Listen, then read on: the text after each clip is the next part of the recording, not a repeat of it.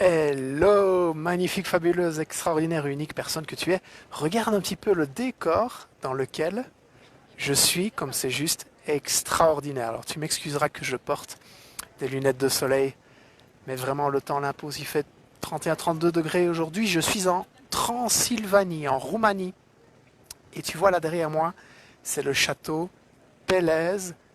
Ouah, juste extraordinaire, magnifique. J'avais vraiment à cœur de te faire cette vidéo aujourd'hui. Elle arrive un peu plus tard dans la journée, mais je voulais être ici pour te la faire sur comment gérer les émotions, quel environnement créer. Ça va être en deux parties. Je vais faire une vidéo aujourd'hui, j'en ferai une seconde demain. Bonjour, je suis André Roberti, ton coach en croissance personnelle et altruiste. Comment tu peux oser, comment tu peux briller, comment tu peux éclairer les autres. Et comme j'ai dit, je me trouve en Roumanie. Alors tu vois, je te montre juste ça. L'environnement ici est extraordinaire. C'est en plein dans les montagnes, en plein dans la forêt. Je n'ai jamais vu, alors tu vois là derrière, c'est les Carpates. Je n'ai jamais vu un château aussi extraordinaire que celui-là. C'est pas uniquement l'extérieur que tu vois aussi, c'est l'intérieur qu'on vient de visiter qui est juste waouh, fabuleux. J'ai jamais vu ça. Du marbre, du bois, c'est extraordinaire en fait. La beauté de ce lieu. Et j'ai envie de faire le parallèle avec les émotions et ce château. Considère que ton corps émotionnel, tu as un corps physique, tu as un corps émotionnel, ton corps émotionnel, c'est comme un palais. Et il y a quelque chose auquel tu dois être particulièrement vigilant par rapport aux émotions, c'est l'environnement dans lequel tu te trouves. Alors l'environnement dans lequel tu te trouves, c'est les personnes que tu fréquentes.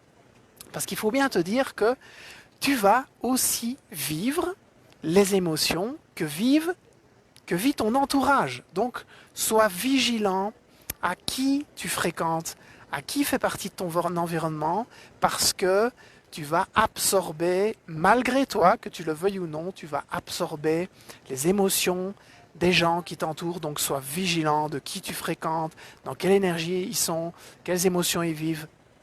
Voilà, ça fait partie de ta vie, donc sois vigilant à ça. Première chose. Deuxième chose, le sommeil. Tu as déjà vu, si tu as des enfants, s'ils manquent de sommeil, ils commencent à pleurer, ils commencent à râler, ils commencent à se plaindre, ils commencent à rouspéter pour plein de choses. Je ne sais pas si on dit ça chez vous, ce mot-là, rouspéter. Mais c'est vraiment râler, se plaindre, faire des manières. Parce qu'il manque de sommeil. Et on voit souvent des parents qui disent « Ah oui, mais il est fatigué, mais il est fatigué. » Ben oui, parce que quand on manque de sommeil, on a une émotivité plus importante. Donc soyez vigilants à votre sommeil. Troisième point extrêmement important, l'alimentation. Ce que vous mangez, vos aliments, tout ce que vous allez ingérer, ça a un impact immense sur votre émotivité, sur les émotions que vous allez vivre. Et particulièrement le sucre, c'est vraiment un sujet mais tellement important. Le sucre a un impact immense sur le cerveau et votre émotivité. On parle aujourd'hui, mais déjà depuis de nombreuses années, du deuxième cerveau qui est votre microbiote, donc votre flore intestinale.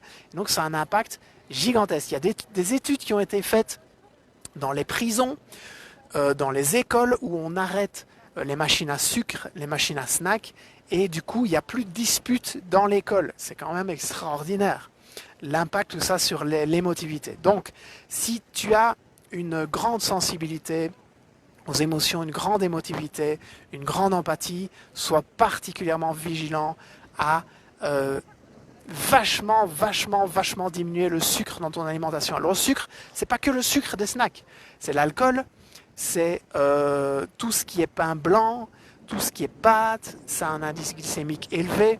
Donc sois extrêmement vigilant à ça. Les desserts, t'oublies, c'est un truc complètement débile au niveau de l'alimentation. Ça sert strictement à rien. C'est des habitudes complètement anti-santé, anti-vitalité. Donc si tu as une grande émotivité, tu oublies ça. Et dernière chose, sois vraiment vigilant à tout ce que tu regardes et tout ce que tu entends. Donc, pour tes émotions, la télévision, c'est pas génial. Bon, il y a des émissions plus intéressantes que d'autres, mais globalement, c'est pas extraordinaire. La musique que tu peux écouter peut te mettre dans une certaine énergie, peut t'apaiser ou pas. Donc sois vraiment vigilant par rapport aux gens que tu fréquentes, par rapport à ton sommeil, par rapport à ton alimentation et par rapport à tout ce que tu perçois au niveau de tes yeux, au niveau de ton ouïe. Voilà, d'accord. Donc ça, c'est l'environnement duquel je t'invite à vraiment faire attention. Considère que ton corps émotionnel est comme un palais, comme un château, comme ce que tu vois ici derrière, qui est un endroit juste magnifique. Je suis très heureux de t'en faire profiter à travers cette vidéo. Le château Pélez en Roumanie, en Transylvanie. Je m'apprête à aller voir le château de Dracula dans un instant. On va reprendre la route. Et j'avais à cœur de te faire cette vidéo aussi. Mets un petit pouce sur cette vidéo si tu penses qu'elle est utile, partage-la, partage-la, partage-la, fais partie de ceux qui se bougent, qui partagent, qui passent le témoin. Si tu regardes cette vidéo sur YouTube, tu t'abonnes à ma chaîne, tu cliques sur la petite cloche en bas. Et pour aller plus loin dans ce que je te partage ici, abonne-toi à ma newsletter, je te mets le lien dans les commentaires ci-dessous. Je te dis à très bientôt dans la prochaine vidéo, prends soin de toi, suis tes rêves, ils connaissent le chemin. À bientôt.